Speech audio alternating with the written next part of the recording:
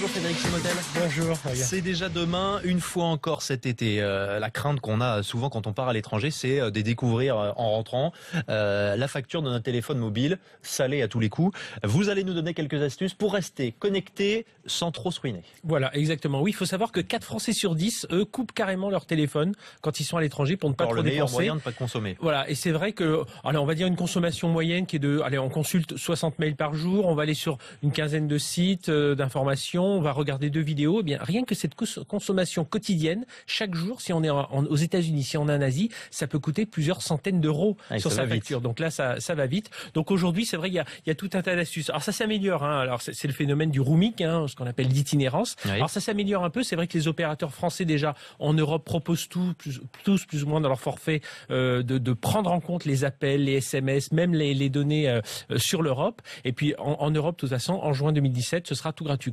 Que vous appeliez de l'Angleterre, de l'Italie, en France, partout, tout sera gratuit en Europe. Mais par contre, à l'étranger, ça devient un peu compliqué. Bon, mais juin 2017, c'est loin. En attendant, comment est-ce que vous n'avez pas 2-3 astuces là? Je suis à l'hôtel, je suis au café, je suis à l'aéroport pour consommer moins. Eh bien, on va passer par le Wi-Fi. Alors la première chose, c'est sur son téléphone, il faut penser à désactiver les données à l'étranger. Ça, c'est une petite fonction. Souvent, elle est désactivée par défaut, mais il faut y penser. Deuxième chose, pensez à désactiver aussi la fonction GPS, parce que souvent, elle reste connectée, et puis on se rend pas compte, ça consomme des données. Troisième chose aussi, n'oubliez pas que même si on vous appelle depuis la France, vous êtes surfacturé. Donc voilà, donc il faut déjà penser à ça. Ouais. Alors sur les applications, alors lorsque vous êtes effectivement en Wi-Fi dans un hôtel, au bord de la plage, première chose, c'est télécharger, c'est contourner les réseaux des opérateurs pour passer par Internet. Donc on va utiliser des applications comme Skype, comme WhatsApp qui vont permettre de téléphoner. Puis il y en a tout un tas. Il y a Google Hangout, il y a même Facebook Messenger qui propose aussi de téléphoner depuis Facebook. Il y a Libon. Il y en a une Viber qui est pas mal du tout. Vous pouvez télécharger.